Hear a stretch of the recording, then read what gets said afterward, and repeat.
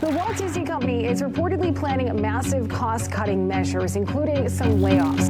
All eyes have been on Disney today as the recent shocking firing of CEO Bob Chapek has This is where our magic comes from. Disney Plus. On February 25th, 2020, Bob Chapek was promoted to being CEO of Walt Disney. Disney was doing better than ever before. They had just released Frozen 2 a few months ago, and it was breaking box office records left and right. Meanwhile, Disney Plus had just been launched 3 months ago, and it was growing faster than even Disney could imagine. People were watching more movies than ever, traveling more than ever, and COVID was just something that you read about on the news. But just 17 days after his promotion, the United States would enter a national lockdown and enter one of the most unprecedented times in history. Of national emergency. Overnight, all of Disney parks would shut down. No one was watching Disney movies in theaters, and Disney couldn't even produce their films in person. Disney had entered one of the worst crises in its history, and the man at the helm had been there for a whopping 17 days. Over the next 2 years, Disney would experience some of their lowest lows and some of their highest highs. Disney Plus would rocket to over 100 million subscribers, putting Netflix to shame. But at the same time, their multi-hundred-million-dollar parks would be completely deserted like some wasteland. Despite the glorious highs and terrible lows, it seemed like Disney was overall on the right track. By mid-2021, Disney stock was setting new all-time highs, crossing over $200 billion in market cap. But all of this would change in 2022. The first signs of a recession could be seen over the horizon, and as people pulled back on spending, Disney would be hit harder than the pandemic. Day after day, Disney would put in new 52-week low, new 52-week low, new 52-week low. In fact, they would return to their pandemic lows, and it turned out that Disney Plus wasn't nearly as successful as the media had led us to believe. Subscriber numbers were plummeting, the platform was losing billions, and there were even signs that there may have been some accounting fraud. Obviously, shareholders were furious, and at the end of 999 days, it was decided that Bob Chapek had done more harm than good. And in November of 2022, Bob Chapek would be fired from being Disney CEO. To rub salt in the wound, his replacement would be his predecessor, Bob Iger, something that Disney fans would celebrate. Bob Iger is returning to the Walt Disney Company as Chief Executive Officer. So here's Bob Chapek's tumultuous 999 days at the top and why he was really fired from the top job. Jumping straight into it, Disney allegedly discovered that Bob Chapek was cooking the books to hide the massive losses of Disney Plus. And it's not surprising why he would do this. He had just taken over as CEO during one of the worst periods of the company's history. And if he wanted to stick around and impress shareholders, he had to put up impressive numbers. But that was nearly impossible when half of your business is shut down and the other half is charging super low subscription fees just to get people in the door. So Chapek allegedly turned to the good old fudge the numbers and hope no one notices strategy. Honestly, it was quite clever what he did. He didn't just pull numbers out of thin air or make up numbers. Instead, he would rearrange some expenses to make certain parts of the business look better than they really were. The best example of this was with 2 TV series called The Mysterious Benedict Society and Doogie Kami Aloha MD. The production cost of these series is not known, but it was likely in the tens of millions. If we call it $50 million each, we have a total production cost of about $100 million, and there's also marketing on top of that. But Chapek apparently found a clever way to offload this cost from Disney Plus. You see, he would air these shows on the Disney Channel slightly before airing them on Disney Plus.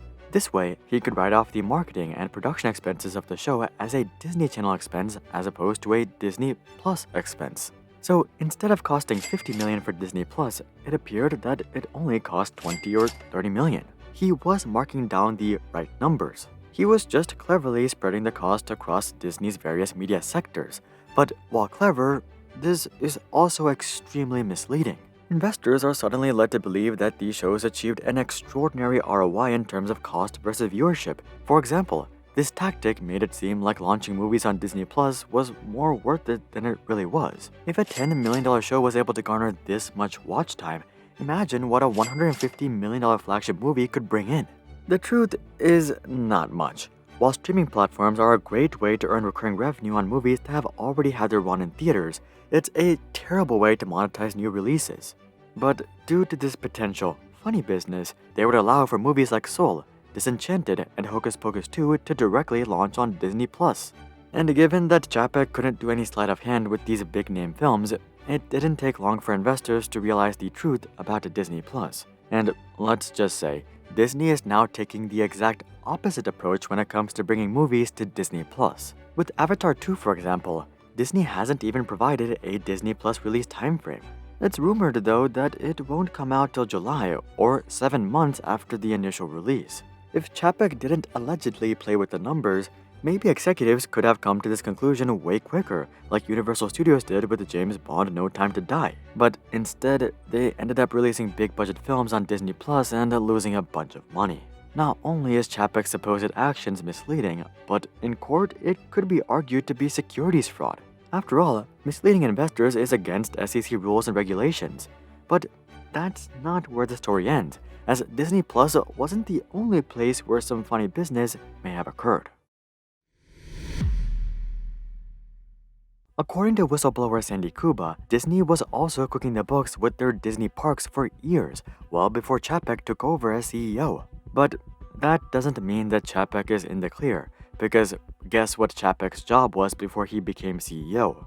Well, he was the chairman of Disney Parks and Resorts since 2015, so it doesn't seem like the Disney Plus thing was his first offense. According to Sandy Kuba, Disney was religiously employing accounting tricks to overstate park revenues. Here are some of the tricks that Disney allegedly leveraged. You know how sometimes you can get gift cards for discounted prices?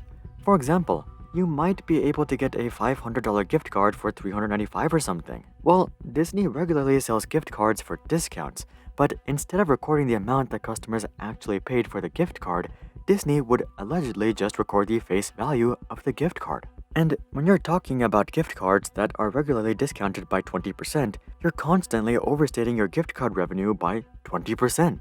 This wasn't the only gift card trick that Disney had up their sleeve either. Whenever they gave out free gift cards to angry customers, well, that was apparently counted as earned revenue as well. Also, Disney would supposedly count the revenue of each gift card twice, once when it was purchased and once when it was used. It seems like some of these tricks didn't just apply to gift cards either. It appears that Disney was regularly marking down all sorts of complimentary items as earned revenue.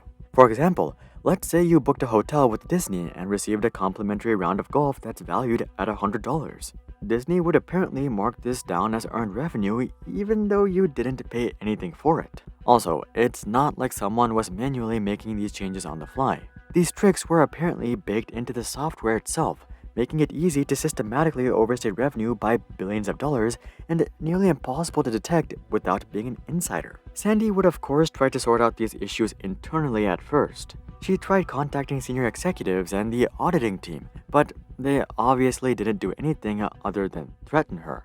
They informed her that if she reported her concerns about the company's practices elsewhere, Disney would consider it a retaliation against the company. Honestly, it would have been in Sandy's best interest to just keep quiet, but she would decide to do the brave thing and report it to the SEC. I don't think you'd be surprised to hear that she was fired shortly after the SEC filing was made. It's not clear what exactly the SEC has been doing with this case since then, but it's definitely not anything notable. So, for all we know, Disney could still be leveraging such tactics to this day. Also, according to Sandy, the worst of it was during the 2008 financial crisis, when Disney may have overstated their revenues by as much as $6 billion. For perspective, Disney's total park revenue in 2009 was $10.6 billion, which means that as much as 60% of this revenue may have been fraudulent. With that being said, we just crossed an even worse period for Disney parks in 2020 and 2021, so who knows how much trickery may have been happening behind the scenes. As you can see, fudging numbers with the Disney Plus may have just been the latest in a history of bending the rules for Bob Chapek, but it was the first time that he faced any real consequences. The SEC went ahead and fined Disney for... I'm just kidding. Did you really think the SEC would do anything? Best case scenario, they might fine Disney for $100 million or something. The real consequences for Chapek were dealt by the board and shareholders. I don't think the board cared much about the fudging of the numbers other than the fact that it makes them look bad, but something that they do care about is the bottom line. And Chapek wasn't able to deliver on the bottom line. In fact, he not only didn't deliver, but he put up some atrocious numbers, which may have been fudged to begin with. So, in reality, these numbers are probably worse than reported, but here's what the reported numbers suggest. Right before Chapek got fired, Disney Plus reported a loss of $1.5 billion in a single quarter. To simply make up for this current burn rate, Disney needs 62.5 million people to join Disney Plus and not watch anything at all forever. This may have sounded at least a bit reasonable 2 years ago when everyone was joining due to the pandemic, but now the exact opposite is happening. In the most recent quarter, Disney Plus reported a subscriber loss of 2.4 million.